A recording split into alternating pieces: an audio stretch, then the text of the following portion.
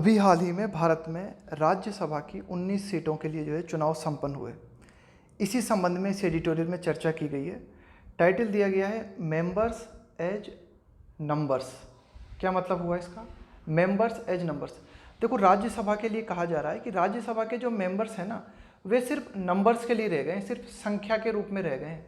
कुल मिला के राज्यसभा जो है उसका महत्व लगातार कम होता जा रहा है, सिर्फ आंकड़ों के रूप में ये लोग रह गए हैं। पहले क्या हुआ करता था, राज्यसभा में जो है बहुत ही डिटेल विचार विमर्श हुआ करता था किसी भी बात को लेकर।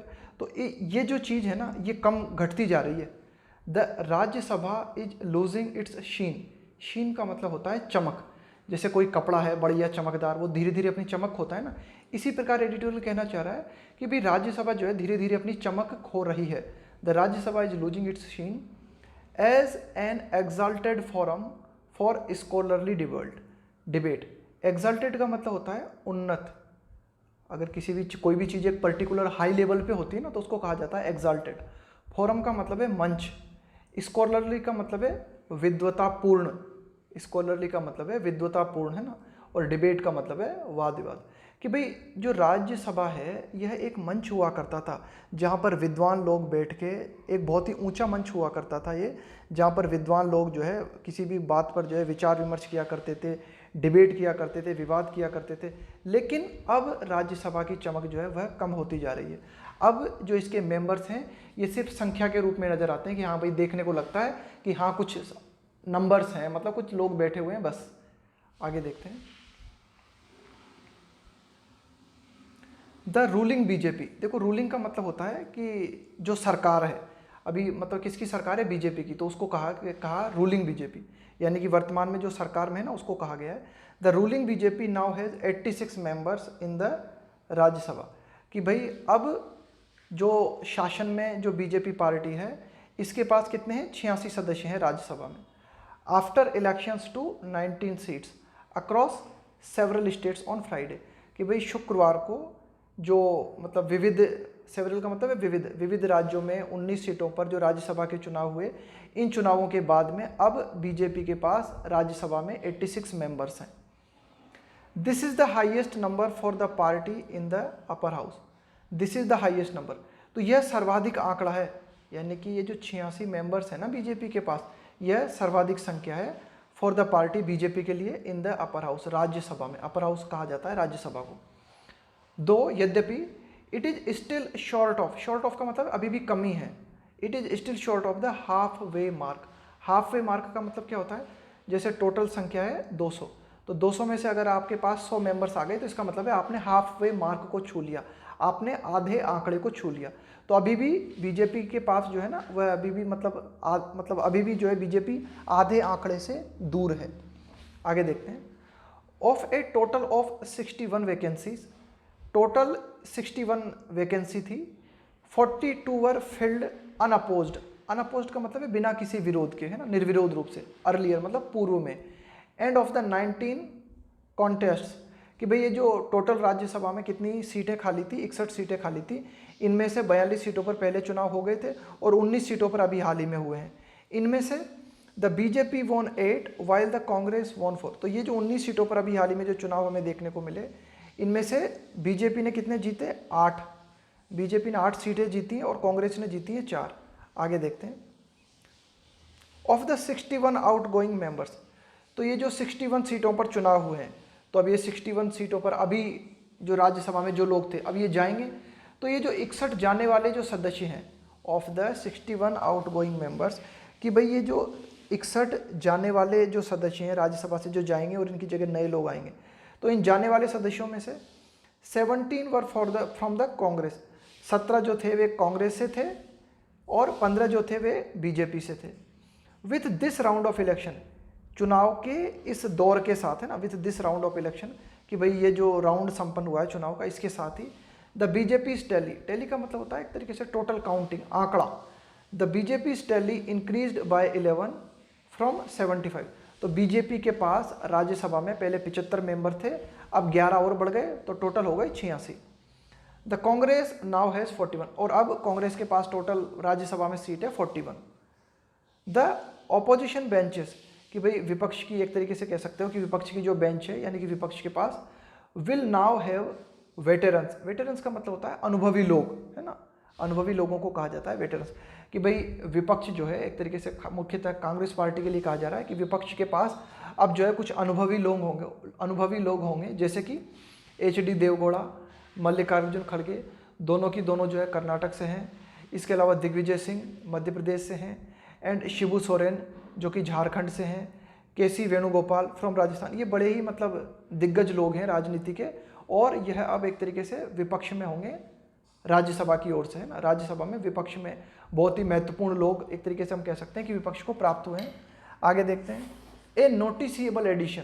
नोटिसिएबल का मतलब है उल्लेखनीय, है ना। ए नोटिसिएबल एडिशन का मतलब है कि भाई एक बहुत ही उल्लेखनीय, एडिशन का मतलब है और जुड़ना, है ना, कि भाई क्या क्या जुड़ा है आपके पास, टू द ट्रेजरी बेंचेस। अब ये जो शब्द लिखा हुआ है ना ट्रेजरी बेंच, इसका मतलब क्या होता है इसको समझना। ट्रेजरी बेंच का मतलब होता है कि भाई जो एक तरीके से आप कह सकते हो कि लोकसभा में या फिर राज्यसभा में जो अग्रिम पंक्ति होती है ना, बिल्कुल आगे की जो पंक्ति होती है, उस आगे की पंक्ति में मतलब कि भाई जिस पार्टी की सरकार है, मतलब किसी भी पार्टी या जिस भी गठबंधन की सरकार है ना, उस पार्टी के मेंबर्स जो कि अग्रिम पंक्ति में बैठते हैं ना, ये क्या होते हैं, बहुत ही अनुभवी लोग होते हैं ना, पार्टी के मतलब अनुभवी लोग होते हैं, पार्टी के वरिष्ठ लोग होते हैं जो कि मतलब बिल्कुल अग्रिम पंक्ति में बैठते हैं, तो उनको कहा जाता है ट्रेजरी बेंचेस। तो अब कहा जा रहा है कि noticeable addition to the treasury benches, कि भाई एक मतलब महत्वपूर्ण जोड़, एक महत्वपूर्ण एडिशन जो हमें देखने को मिला है ना ट्रेजरी बेंचेस में, यानी कि वर्तमान में जो एक तरीके से जिस पार्टी की सरकार है, उस पार्टी की सरकार के जो भी लोग एक तरीके से आप कह सकते हो कि बिल्कुल अग्रिम पंक्ति में बैठते हैं ना, उनमें एक नया एडिशन हमें देखने को मिला है, वो है ज्योतिरादित्य सिंधिया, हुज डिफेक्शन। अब ज्योतिरादित्य सिंधिया के लिए कहा जा रहा है जिनका कि डिफेक्शन, डिफेक्शन का मतलब होता है पक्ष त्याग। अपने दल को, जब कोई व्यक्ति जब अपने दल को बदल लेता है ना, दल बदल करता है, तो उसको कहा जाता है डिफेक्शन। तो हुज डिफेक्शन, कि भाई ज्योतिरादित्य सिंधिया ने क्या किया था, कांग्रेस पार्टी को छोड़कर बीजेपी में आ गए थे। तो हुज डिफेक्शन, जिनके दल बदलने, फ्रॉम द कांग्रेस, कि भाई पहले कांग्रेस में थे, इन मार्च ब्रॉट डाउन। देखो क्या लिखा हुआ है, ब्रॉट डाउन। ब्रॉट डाउन का मतलब क्या होता है, ब्रिंग डाउन, या ब्रॉट डाउन का मतलब होता है गिरा देना, नीचे लेके आना। Brought down the Kamal Nath government in Madhya Pradesh. तो क्या हुआ था, मार्च में ज्योतिरादित्य सिंधिया ने जो डिफेक्शन किया था, जो दल बदल किया था, उसके चलते क्या हुआ था, कमलनाथ सरकार जो है गिर गई थी, नीचे आ गई थी। And brought the BJP back, brought back है ना टू पावर देयर, और उसके माध्यम से क्या हुआ था कि बीजेपी पार्टी जो थी वापस सत्ता में आ गई थी, है ना, वापस जो है ताकत में आ गई थी, वापस सत्ता में आ गई थी। And brought the BJP back to power there. तो एक तरीके से आप कह सकते हो कि ज्योतिरादित्य सिंधिया है, यह एक नए मेंबर के रूप में जुड़ जाएंगे राज्यसभा के, जो महत्वपूर्ण व्यक्ति हैं ना, जो कि अग्रिम पंक्ति में बैठते हैं वर्तमान सरकार की ओर से, तो उनमें जो है ज्योतिरादित्य सिंधिया जुड़ जाएंगे। और फिर ज्योतिरादित्य सिंधिया के बारे में थोड़ा सा डिस्क्रिप्शन दिया गया है। क्या डिस्क्रिप्शन दिया गया है कि भाई ये वे हैं जिन्होंने दल बदल किया था मार्च में, जिसके कारण मध्य प्रदेश की कमलनाथ सरकार गिर गई थी और बीजेपी सरकार वापस सत्ता में आ गई थी। Bhubaneswar Kalita, the Congress chief whip. ये जो विप शब्द है ना, इस विप का मतलब होता है एक बहुत महत्वपूर्ण व्यक्ति, है ना, किसी भी राजनीतिक पार्टी का जो एक महत्वपूर्ण व्यक्ति होता है उसको कहा जाता है विप। तो भुवनेश्वर कालिता के बारे में कहा जा रहा है कि the Congress chief whip in the Rajya Sabha until August last year. तो ये जो भुवनेश्वर कालिता हैं, यह एक तरीके से कह सकते हो आप कि कांग्रेस पार्टी में हुआ करते थे ये, है ना, अंटिल अगस्त, पिछले साल के अगस्त तक, पिछले साल के अगस्त तक भुवनेश्वर कालिता कांग्रेस की तरफ से राज्यसभा में हुआ करते थे। Is now returning. अब देखो मैंने कहा ना, ये कॉमा टू कॉमा जो लगा होता है ना, ये क्या एडिशनल जानकारी होती है। अब यहाँ कॉमा से और यहाँ कॉमा तक, अब इसको आप भूल जाओ, इसको पढ़ चुके ना, तो ये थी एडिशनल जानकारी। अब देखो ये सीधा यहाँ पे आओ, Bhubaneswar Kalita is now returning as a BJP member from Assam. Bhubaneswar Kalita पहले कांग्रेस में हुआ करते थे पिछले साल अगस्त तक, और अब वे वापस बीजेपी मेंबर के रूप में असम से जो है राज्यसभा सदस्य के रूप में लौट रहे हैं। Is now returning as a BJP member from Assam, यानी कि असम से भुवनेश्वर कालिता को बीजेपी मेंबर के रूप में राज्यसभा का सदस्य जो है चुना गया है।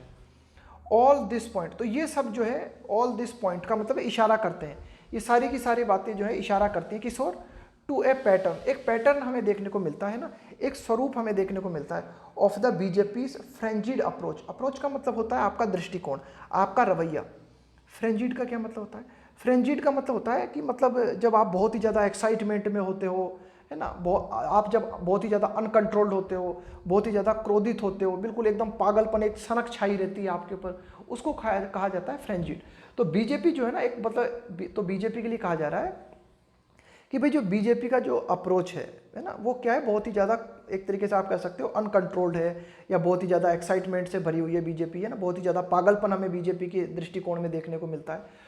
To increasing its Rajya Sabha strength का मतलब होता है आपकी ताकत, आपकी शक्ति, कि भाई बीजेपी जो है अपनी राज्यसभा सदस्यों की संख्या बढ़ाने के लिए, कि बीजेपी जो है अपनी राज्यसभा की ताकत को बढ़ाने के लिए जो है ना, बहुत ही ज़्यादा पागलपूर्ण जो है रवैया अपना रही है, बहुत ही ज़्यादा सनकपूर्ण।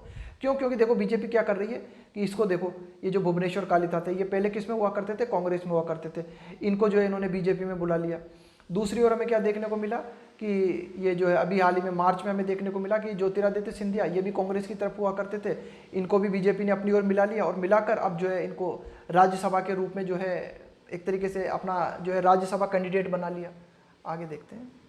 तो ये सब दिखाते हैं बीजेपी की फ्रेंजिड अप्रोच को। After the elections were announced, है ना, after the elections were announced, कि भाई चुनाव घोषित होने के बाद में, ना, after the elections were announced, 8 Congress MLAs left the party in Gujarat. 8 Congress MLAs left the party in Gujarat, कि भाई 8 कांग्रेस के जो विधायक थे उन्होंने अपनी पार्टी को छोड़ दिया गुजरात में। And enabled the victory of an extra BJP candidate through the Rajya Sabha. देखो क्या हुआ कि जैसे ही चुनावों की घोषणा की गई, after the elections were announced, उसी जैसे ही चुनावों की घोषणा की गई, उसके बाद हमें क्या देखने को मिला कि 8 जो कांग्रेस के विधायक थे उन्होंने कांग्रेस को जो है छोड़ दिया, कहाँ पर, गुजरात में, और इन्होंने सक्षम बनाया। इनेबल का मतलब होता है किसी को सक्षम बनाया। इनेबल द विक्ट्री, यानी कि आप कह सकते हो कि इन्होंने क्या किया, एक्स्ट्रा बीजेपी कैंडिडेट जो था ना राज्यसभा के लिए, उसको मुमकिन बनाया।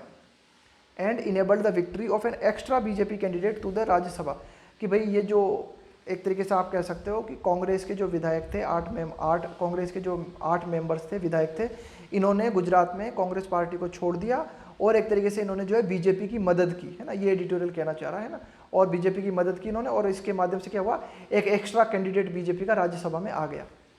इन राजस्थान में हमें क्या देखने को मिला, द पार्टी फील्ड का मतलब यहाँ पे उतारना, एक तरीके से बोलते हैं ना कि भाई हमने हमारे प्रत्याशी को मैदान में उतारा है ना, तो उसको बोला जाता है फील्ड यहाँ पे। तो राजस्थान में हमें क्या देखने को मिला, राजस्थान में क्या किया बीजेपी ने, the party fielded 2 candidates though it had the strength to elect 1। अब देखो राजस्थान में क्या किया बीजेपी पार्टी ने, 2 व्यक्तियों को मैदान में उतारा। In Rajasthan the party fielded 2 candidates, दो, हालांकि it had the strength to elect only 1, हालांकि राजस्थान में सिर्फ एक ही सीट चुनी जानी थी। दो इट हैड द स्ट्रेंथ, मतलब राजस्थान की जो संख्या थी ना, जो सीट चुनी जानी थी सिर्फ एक, और बीजेपी ने मेंबर्स उतारे 2। लीड टू का मतलब ये जो कि कारण बना, लीड टू का मतलब है इस बात का कारण बना। लीडिंग टू स्पेकुलेशन का मतलब होता है अटकलें, स्पेकुलेशन का मतलब होता है अटकल लगाना, अंदाजा लगाना, अनुमान लगाना। दैट प्लान्स वर अंडरवे का मतलब होता है इन प्रोग्रेस, कोई भी चीज़ जो चल रही होती है ना, एक तरीके से उसको बोलते हैं अंडरवे, कि भाई ऐसा चल रहा है ना, इस बात की प्रक्रिया जारी है। टू पोच कांग्रेस एमएलएस, पोच, इस पोच का क्या मतलब होता है, देखो एक पोच का जनरल मीनिंग होता है कि ये जो शिकार किया जाता है ना, जंगली जानवर जो होते हैं उनका जो शिकार किया जाता है उसको कहा जाता है पोचिंग। दूसरा पोच का मतलब होता है कि किसी दूसरी साइड के मेंबर को बेईमानी करते हुए अपनी साइड में मिला लेना, इसको कहा, यानी कि किसी दूसरी साइड के मेंबर को छल कपट करके जब आप अपनी साइड में मिला लेते हो ना, तो उसको भी कहा जाता है पोच। तो बीजेपी ने राजस्थान में एक तरीके से कह सकते हो आप कि ये जो काम किया ना, क्या काम किया कि 2 प्रत्याशियों को मैदान में उतारा। तो इसके माध्यम से इस बात का अंदाजा लगाया गया, क्या अंदाजा लगाया गया कि भाई बीजेपी जो है ना प्लान निर्मित कर रही है, प्लान चल रहा है बीजेपी का, कि बीजेपी जो है कांग्रेस के जो एमएलएस हैं उनको अपनी तरफ मिलाने का जो है प्लान बना रही है। इस प्रकार का जो है अंदाजा लगाया गया। आगे देखते हैं। द साइट का मतलब होता है नज़ारा। The sight of political parties hauling in MLAs to luxury confinements. देखो ये जो हॉल शब्द है ना, इसका क्या मतलब होता है, इस हॉल का मतलब होता है एक तरीके से हॉल जो है ना जनरल कहा जाता है, जो सामान को ढोया जाता है ना एक स्थान से दूसरे स्थान पर। यहाँ पे हॉल इनका मतलब है कि किसी व्यक्ति को मजबूरन एक स्थान से दूसरे स्थान पर फोर्स करना, किसी व्यक्ति को फोर्स करके एक स्थान से दूसरे स्थान पर ले जाना। तो देखो हमें क्या देखने को मिलता है, हमें ये नज़ारा देखने को मिलता है the sight of political parties, कि विभिन्न जो राजनीतिक पार्टीज हैं वे क्या करती हैं, एमएलए को जो है ले जाती हैं, एक जगह से दूसरी जगह पे ले जाती हैं। कहाँ ले जाती हैं? टू लग्जरी, लग्जरी का मतलब है आरामदायक। कन्फाइनमेंट, कन्फाइनमेंट का मतलब क्या होता है? कन्फाइन कर देने का मतलब होता है किसी व्यक्ति को सीमित कर देना, है ना। तो क्या किया जाता है, राज्यसभा के चुनावों के दौरान हमें ये देखने को मिलता है कि विभिन्न राजनीतिक पार्टियां अपने मेंबर्स को ले जाके या तो किसी होटल में बंद कर देती है ना, ऐसा कुछ देखने को मिलता है हमें ये नज़ारा। क्यों देखने को मिलता है ऐसे नज़ारा? अहेड ऑफ, अहेड ऑफ का मतलब है के पहले, के पूर्व में, of the Rajya Sabha polls, polls का मतलब है चुनाव, कि राज्यसभा चुनावों के पहले हमें ये देखने को मिलता है कि विभिन्न राजनीतिक पार्टियां क्या करती हैं, अपने एमएलएस को जो है एक होटल में ले जाके बंद कर देती हैं ना। हैज़ बिकम कॉमन, है ना। तो ये नज़ारा जो है ना बहुत कॉमन बन चुका है। अब देखो ध्यान देना, पूरे सेंटेंस को धीरे धीरे पढ़ोगे ना आप तो समझ। अब देखो यहाँ पे क्या आया, हैज आया है। क्यों आया है हैज? इस साइट की बात हो रही है यहाँ पे। आप पूरे वाक्य को पढ़ो, वाक्य जहाँ से शुरू हुआ है वहाँ से लेके फुल स्टॉप तक, और उसमें देखो कि भाई बात किस की चीज़ की क्या है। यहाँ बात की जा रही है नज़ारे की, कि यह जो नज़ारा है यह बहुत ही कॉमन हो चुका है, बिकम कॉमन। कौन सा नज़ारा कॉमन हो चुका है? कि हम ये देखते हैं कि जब भी राज्यसभा चुनाव होते हैं तो विभिन्न राजनीतिक पार्टियां क्या करती हैं, उनको डर रहता है कि भाई ऐसा ना हो कि कहीं दूसरी पार्टी जो है हमारे मेंबर्स को अपनी ओर मिला ले। तो कोई भी राजनीतिक पार्टी क्या करती है, अपने मेंबर्स को लेके इकट्ठा करके और उन्हें जो है किसी होटल में बंद कर देती है ना, किसी उनको कन्फाइन कर देती है ना, कन्फाइनमेंट कर देती है उनको। The council of states institutionalizes the sharing of power between the center and the state under India's federal structure। Federal structure का मतलब होता है संघीय ढांचा, फेडरल स्ट्रक्चर का मतलब होता है संघीय ढांचा। द काउंसिल, और काउंसिल का मतलब क्या होता है? समिति या सभा। तो देखो द काउंसिल ऑफ स्टेट्स, कि ये जो काउंसिल ऑफ स्टेट्स है यह संस्थागत बनाती है। किसी भी चीज़ को इंस्टीट्यूशनलाइज करने का मतलब होता है संस्थागत बना देना, है ना, किसी चीज़ को संस्था के रूप में निर्मित कर देना। The sharing of power between centre and the state, कि भाई ये जो काउंसिल ऑफ स्टेट्स है यह केंद्र सरकार के बीच और राज्य सरकार के बीच में जो है एक तरीके से शक्ति के बंटवारे को जो है मतलब इंस्टीट्यूशनलाइज करती है इस चीज़ को, है ना, इस चीज़ को जो है संस्थागत बनाती है कि भाई केंद्र सरकार और राज्य सरकार के बीच में शक्ति का बंटवारा करती है ना, council of states. The house of elders, house of elders कहा जाता है राज्यसभा को, है ना। एल्डर्स का मतलब है कि भाई इसमें जो है आप कह सकते हो कि अनुभवी लोग बैठते हैं, दिग्गज लोग बैठते हैं, बड़े लोग बैठते हैं ना। The house of elders is also considered, considered का मतलब है माना जाता है। The house of elders is also considered, कि भाई जो राज्यसभा है इसको भी माना जाता है एन एग्जाल्टेड फोरम। एग्जाल्टेड का मतलब होता है उच्च, उन्नत, है ना। एग्जाल्टेड का मतलब है उन्नत, फोरम का मतलब है मंच, स्कॉलरशिप का मतलब है कि भाई फोरम ऑफ स्कॉलरशिप, स्कॉलरशिप का मतलब है कि भाई जहाँ विद्वता से भरी बातें की जाती है, एक ऐसा मंच जहाँ पर कि विद्वता से भरी बातें की जाती है। एंड स्टेट्समैनशिप, स्टेट्समैनशिप का मतलब होता है राजनीतिज्ञता, कि भाई एक राजनीतिज्ञ जो होता है उसे किस तरह का व्यवहार करना चाहिए। एक राजनेता जो होता है उसे राजनीति में एक आदर्श व्यवहार उसका कहना कैसा होना चाहिए, उस राजनीतिज्ञता को कहा जाता है स्टेट्समैनशिप। तो राज्यसभा जो है वह क्या है, राज्यसभा को एक मंच माना जाता है, एक फोरम माना जाता है, एक बड़ा ही हाई लेवल का मंच माना जाता है जहाँ पर जो है मतलब विद्वतापूर्ण एक तरीके से विद्वान लोग बैठते हैं और विद्वतापूर्ण बातें होती हैं ना, बड़ी ही राजनीतिज्ञतापूर्ण जो है बातें की जाती है वहाँ पर। बट दिस मैजेस्टी, मैजेस्टी का मतलब है महिमा। लेकिन ये जो राज्यसभा की महिमा है ना, क्या है राज्यसभा की महिमा? राज्यसभा की महिमा यह है कि वहाँ पर जो है बड़े ही अनुभवी लोग बैठते हैं और विद्वतापूर्ण डिस्कशन करते हैं। लेकिन यह जो राज्यसभा का गौरव है, यह जो राज्यसभा की महिमा है, हैज़ टेकन अ बीटिंग। देखो ये जो शब्द लिखा हुआ है ना, take a beating, take a beating का मतलब होता है कि आलोचना किया जाना किसी चीज़ की, कि भाई जो राज्यसभा है ना इसकी आलोचना की जाती है ना। अब जो है राज्यसभा की आलोचना की जाती है, किस बात को लेकर? राज्यसभा की महिमा को लेकर अब इसकी आलोचना की जाती है ना। टेक अ बीटिंग का मतलब इसकी आलोचना की जाती है ड्यू टू फैक्टर्स, कई कारणों के चलते, है ना, कई कारकों के चलते अब राज्यसभा का जो गौरव हुआ करता था, राज्यसभा की जो महिमा हुआ करती थी, अब इसकी आलोचना की जाती है ना। इंक्लूडिंग, कई कारण है उसमें, बट नॉट लिमिटेड टू मैशिनेशंस। मैशिनेशंस का मतलब होता है छल कपट, है ना, धोखाधड़ी। That go into its making, कि राज्यसभा का जो निर्माण होता है ना, इट्स मेकिंग, अपन बोलते हैं ना कि भाई कोई भी मूवी जो है अंडर मेकिंग, है ना, मतलब निर्मित होने में ना, that goes into its making, कि भाई जो भी छल कपट होते हैं राज्यसभा के चुनावों के दौरान हमें देखने को मिलते हैं ना, कि जो भी छल कपट हमें देखने को मिलते हैं, तो इन सब के चलते राज्यसभा की जो महिमा हुआ करती थी उस महिमा की लगातार जो है आलोचना की जाती थी। और भी कई कारण हैं, हालांकि ये कारण तो है ही कि काफ़ी सारे छल कपट देने के देखने को मिलते हैं, और भी कई कारण है। ये कारण जो है ना कोई लिमिटेड नहीं है, वो कोई सीमित नहीं है, कारण कई कारण हैं। आगे देखते हैं। द स्टेडी, स्टेडी का मतलब होता है लगातार, बोलते हैं ना the slow and steady wins the race, कि धीरे चलने वाला और लगातार चलने वाला रेस जीतता है ना। तो स्टेडी मतलब होता है लगातार। इनग्रेस का मतलब होता है प्रवेश, the steady ingress of celebrities and business tycoons. Tycoons का मतलब होता है दिग्गज, कि बड़े बड़े जो बिजनेस के दिग्गज लोग हैं या फिर बड़ी बड़ी जो मशहूर नामचीन हस्तियां हैं, उनका जो राज्यसभा में प्रवेश है, has not made a serious contribution to the राज्यसभा's working. इसने भी राज्यसभा की जो वर्किंग है, राज्यसभा की जो कार्य प्रणाली है, राज्यसभा के जो कार्य करने के तरीके हैं ना, उसमें कोई विशेष योगदान नहीं दिया है।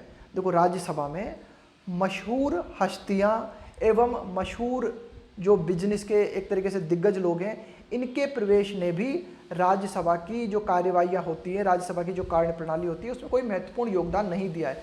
यानी कि ये जो बड़े बड़े मशहूर दिग्गज लोग आए, हस्तियाँ आई राज्यसभा में, इसने भी राज्यसभा की कार्यप्रणाली में कोई महत्वपूर्ण योगदान नहीं दिया है। The BJP under its current leadership, BJP खास करके ये जो वर्तमान नेतृत्व है ना बीजेपी का, उसमें जिस नेतृत्व में बीजेपी अभी वर्तमान में काम कर रही है ना, हैज़ डिमॉन्स्ट्रेट, तो बीजेपी ने प्रदर्शित किया है, क्या प्रदर्शित किया है, एन एवर्सन। एवर्सन का मतलब होता है विरक्ति, किसी चीज़ से नफरत करना, किसी चीज़ से बचने की कोशिश करना। Has demonstrate an aversion to deliberations. Deliberations का मतलब होता है विचार विमर्श। तो देखो बीजेपी ने जो है ना इस चीज़ के प्रति विरक्ति दिखाई है कि बीजेपी जो है किसी भी तरह के विचार विमर्श से बचने की कोशिश करती है। And the Rajya Sabha has been a particular target, और खासकर बीजेपी का जो निशान है ना वो राज्यसभा रहा है। यानी कि बीजेपी हर जगह विचार विमर्श करने से बचती है, और खास करके राज्यसभा में तो विचार विमर्श करने से बचती ही बचती है ना। राज्यसभा का तो उसने टारगेट बना रखा है ना, बीजेपी चाहती है कि राज्यसभा में किसी तरह का कोई विचार विमर्श न करना पड़े। इन ए कंट्री, एक ऐसे देश में, as vast and diverse as India, है ना, खास करके इंडिया के लिए कहा जा रहा है, जो कि बड़ा ही विशाल है। वास्ट का मतलब है विशाल है, और डाइवर्स का मतलब है विविध, है ना। तो भारत के लिए कहा जाए कि भाई भारत जो कि एक ऐसा देश है जो कि बहुत ही विशाल है और बहुत ही विविधतापूर्ण है। डेलीबरेशंस आर क्रिटिकल, क्रिटिकल का मतलब है महत्वपूर्ण, और डेलीबरेशंस का मतलब होता है विचार विमर्श, कि भाई भारत जैसे देश में जो कि बहुत ही विशाल है और बहुत ही विविधता से भरा हुआ है, ऐसे देश में विचार विमर्श जो है अत्यंत महत्वपूर्ण है। यानी कि कोई भी कानून बनता है तो उस कानून पर जो है बहुत ही ज़्यादा विचार विमर्श किया जाना चाहिए। आगे देखते हैं। द गवर्नमेंट हैज़ आर्बिट्रेरली, सरकार, बीजेपी सरकार के लिए कहा जा रहा है, हैज़ आर्बिट्रेरली। आर्बिट्रेरली का मतलब होता है मनमाने ढंग से। लेबल का मतलब क्या होता है, लेबल का मतलब होता है ठप्पा लगा देना, है ना। Labelled bills as money bills, कि देखो क्या करती है कि जब बीजेपी सरकार को कोई भी बिल, कोई भी विधेयक पारित करना होता है, तो बीजेपी सरकार क्या करती है, उसे जो है मनी बिल बोल देती है, धन विधेयक बोल देती है। देखो हमारे संविधान के अनुसार अगर कोई भी विधेयक अगर धन विधेयक है, अगर कोई भी विधेयक धन विधेयक है, तो उसके पारित होने के लिए राज्यसभा की मंजूरी कोई जरूरी नहीं होती। तो बीजेपी क्या करती है कि कोई भी बिल है, कोई भी विधेयक है, उसको जो है अर्जेंटली पारित कराना चाहती है ना, तो वो क्या करती है, उसे मनी बिल बोल देती है उसे, है ना, ताकि राज्यसभा की परमिशन ही न लेनी पड़े ना। बाईपास कर देना, बाईपास कर देने का मतलब होता है दरकिनार कर देना। स्क्रूटनी मतलब जांच, किसी चीज़ का परीक्षण करना, है ना। And passing by the Rajya Sabha, तो ये एडिटोरियल कहना चाह रहा है कि भाई हमें क्या देखने को मिला है, सरकार जो है मनमाने ढंग से किसी भी बिल पर जो है ठप्पा लगा देती है, मनी बिल होने का, ताकि जो है दरकिनार किया जा सके। किस चीज़ को दरकिनार किया जा सके, स्क्रूटनी को, है ना, जांच को दरकिनार किया जा सके। And passing by the Rajya Sabha, है ना, and to bypass scrutiny and passing by the Rajya Sabha, कि भाई राज्यसभा से जो है उस बिल को पास कराने की जरूरत ही ना पड़े, है ना, राज्यसभा को दरकिनार किया जा सके, है ना। And some pieces of legislation, legislation का मतलब होता है कानून, है ना। And some pieces of legislation with far reaching effect, far reaching effect का मतलब होता है ऐसे प्रभाव, दूरगामी प्रभाव, है ना, दूरगामी प्रभाव। फार रीचिंग इफेक्ट का मतलब होता है दूरगामी प्रभाव on the country. And some pieces, भाई कुछ ऐसे कानून जो कि हमारे देश पर दूरगामी प्रभाव रखते हैं, है ना। जैसे कि उदाहरण के तौर पर कि भाई to change the status of Jammu and Kashmir, भाई जैसे जम्मू एंड कश्मीर का जो दर्जा है उसको परिवर्तित करना, है ना। ये कुछ ऐसे कानून हैं जो कि हमारे देश पर दूरगामी प्रभाव रखते हैं ना। फॉर इंस्टेंस का मतलब है फॉर, उदाहरण के तौर पर, है ना। Have been pushed through both houses. Push through का मतलब है इनको जो है पारित करना है ना, इनको धकेलना एक तरीके से। पुश थ्रू का मतलब है जल्दी से पारित कराना, पुश थ्रू बोथ हाउसेस। तो एडिटोरियल यही कहना चाहता है कि भाई बीजेपी ने जो है ना किसी भी तरह से जो है मनमाने ढंग से जो है ऐसे कानून जो कि दूरगामी प्रभाव रखते हैं, इन कानूनों को भी जो है जबरदस्ती जो है जल्दबाजी में जो है पास कराने की जो है कोशिश की है या फिर पास करा लिया है, ये एडिटोरियल कहना चाहता है। इन सच ए सीनेरियो, ऐसे सीनेरियो को ध्यान में रखते हुए, इन सब नज़ारों को देखते हुए ना, इट इज़ इम्पेरेटिव। इम्पेरेटिव का मतलब क्या होता है? एक्सट्रीमली इंपॉर्टेंट है ना, बहुत ज़्यादा अर्जेंट है ना। इट इज़ इम्पेरेटिव, ये बहुत ज़्यादा आवश्यक है that members work across party line. देखो क्या लिखा हुआ है यहाँ पे, अक्रॉस पार्टी लाइन। इसका क्या मतलब हुआ? Across party line.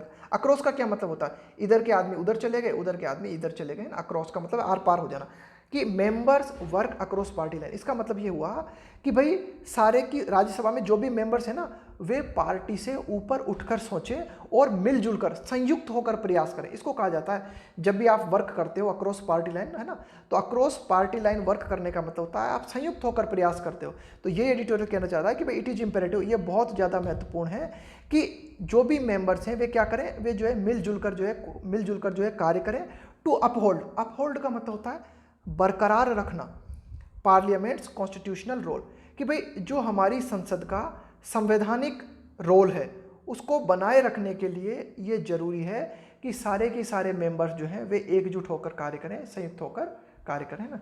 तो ये था हमारा आज का एडिटोरियल, जिसमें हमने जो है राज्यसभा के बारे में जो है परिचर्चा की कि भाई राज्यसभा में अब अभी हाल ही में चुनाव हुए हैं ना, तो बीजेपी को जो है एक तरीके से अब 86 जो है बीजेपी के मेंबर्स हो चुके हैं। और इसी के साथ हमने ये भी देखा इस एडिटोरियल में कि भाई अब राज्यसभा जो है ना, उस राज्यसभा में कांग्रेस को जो है कुछ बड़े बड़े लोग जो है मिल गए हैं, जैसे कि HD देवगौड़ा है, मल्लिकार्जुन खड़गे है, दिग्विजय सिंह है ना। इसके अलावा हमने एडिटोरियल ने हमें इस एडिटोरियल में जो है एक तरीके से एडिटर ने ये भी बताया कि भाई बीजेपी पार्टी जो है ना किस तरह से जो है छल कपट करके जो है अपनी संख्या को बढ़ाने की कोशिश कर रही है ना, जो कि ठीक नहीं है। इसके अलावा एडिटोरियल ने इस बात पर भी चिंता प्रकट की कि भाई जो राज्यसभा है ये क्या है, एक ऐसा मंच हुआ करता था जिसमें कि बड़े बड़े और महत्वपूर्ण मुद्दे और बड़े बड़े विद्वान लोग बैठकर जो है विचार विमर्श किया करते थे, तो इसकी भी चमक भी जो है ना लगातार कम होती जा रही है। तो और फाइनली एडिटोरियल में ये सलाह दी गई है, ये सजेशन दिया गया है कि भाई ज़रूरी है, अगर हम चाहते हैं हमारे संसद की गरिमा बनी रहे, अगर हम चाहते हैं हमारे संविधान की गरिमा बनी रहे, तो उसके लिए आवश्यक है कि जो भी मेंबर्स हैं ये मेंबर्स जो है मिलजुल कर जो है संयुक्त होकर जो है काम करें। तो ये था हमारा आज का एडिटोरियल, बड़ी तसल्ली के साथ आप लोगों ने देखा, इसके लिए आपका बहुत बहुत धन्यवाद।